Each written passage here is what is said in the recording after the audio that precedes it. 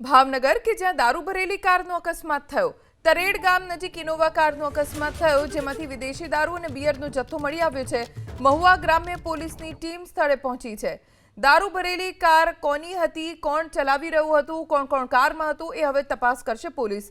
તરેડ ગામ નજીક ઇનોવા કારનો અકસ્માત થયો, જેમાંથી વિદેશી દારૂ અને બિયરનો જથ્થો મળી આવ્યો છે। કેટલા પ્રમાણમાં જથ્થો મળ્યો છે અને તે કોનો છે તેની પણ પોલીસ હવે જાણકારી મેળવશે।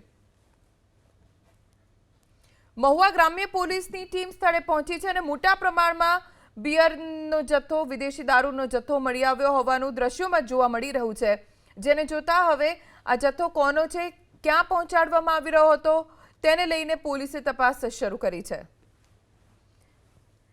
વિદેશી દારૂ અને બિયરનો જથ્થો મળી આવ્યો છે, જો કે ગાડી ચલાવી કોણ રહ્યું હતું અને કોણ કોણ ગાડીમાં હતું તેની હજી પોલીસે કોઈ જાણકારી આપી નથી।